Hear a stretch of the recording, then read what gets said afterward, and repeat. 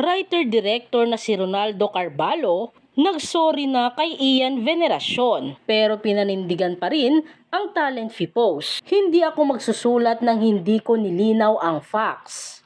Yan ang ibinandera ng writer-director na si Ronaldo Carvalho matapos mag-viral ang kanyang Facebook post na isiniwalat ang kalahating milyong talent fee ng batikang aktor na si Ian Veneracion nang maimbitahang pumarada sa Tarlac Festival.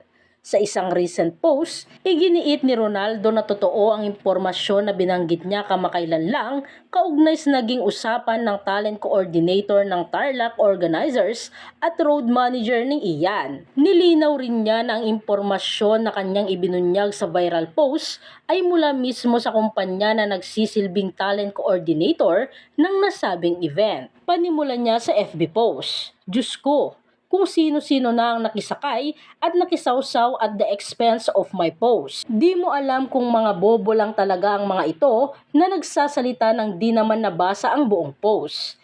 As per my post, malino na talagang walang communications ang Tarlac Festival with Ian Veneracion.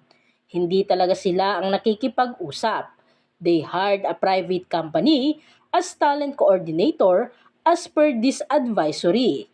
Huwag makisawsaw ng hindi binasa ng buo ang isinulat ko. Hindi ako magsusulat ng hindi ko nilinaw ang facts. Credibility ko as a journalist na iniingatan ko ng 43 years ang nakataya dito." Panawagan pa niya. Ibinunyag din ni Ronaldo na nag-request ang private company na burahin ang kanyang post about Ian's talent fee. Pero hindi niya ito sinunod dahil sinabi sa kanya mismo ng kumpanya na totoo ang mga impormasyon na ibinigay sa kanya at binigyan pa siya ng permiso na isulat ito. "Remember, I asked you if I can write it. Sabi niyo okay lang." Saad ng writer-director. Patuloy niya, "Nagpaalam ako beforehand na ipopost ko. Sana sinabi niyong wag mo na lang isulat.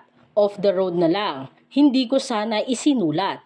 Nabanggit niya rin na nagme-message sa kanya ang kampo ni Ian pero hindi na niya ito pinansin dahil hindi naman daw sila ang kausap niya regarding sa issue. Tarlac Festival and Ian Veneracion's management are just saving their faces now. Kanya-kanya sila ng palusot against my post. Hindi nila expected na lalabas at lalong di nila expected na magva-viral. Sambit ni Ronaldo sa FB. Anya pa niya, "Ang pinangahawakan ko ay ang katotohanan, ang totoong pangyayaring ikwinento sa akin." Kasunod niyan, nag-post ulit si Ronaldo na nililinaw naman niya na hindi niya sinisiraan ang batikang aktor. Inalala pa nga niya yung mga panahon na nagkasama at nagkatrabaho sila noong nagsisimula pa sa showbiz industry si Ian. "One thing is clear, di ko siniraan si Ian Veneracion, mahal ko yun. Joey and Sons pa lang, nung musmus pa siya noong 80s, tumulong na ako sa mga publicity niya." Kwento ng writer-director. Sambit pa niya, "Uulitin ko, I have my permission to write and post ang ikwinento sa akin ng private company as Tarlac Festival's talent provider." Pagkatapos niyan ay lubos na humingi ng paumanhin si Ronaldo kay Ian dahil nalagay ito sa kontrobersya. Mensahe niya, "I am so sorry to Ian. Sincerely nagsusorry ako kung nailagay ko siya in a bad light. Kung na-expose ko ang dealings and demands ng kanyang RM na ikina-turn off ng private company at ng Tarlac Festival. Sana maunawaan ako ni Ian na since 80s pa na entertainment journalist pa lang ako at di pa ako award-winning screenwriter and film director, naging very much credible naman ako sa lahat ng isinusulat ko. Kaya rin tumagal ako ng 43 years na ngayon sa industriyang ito." Say ni Ronaldo.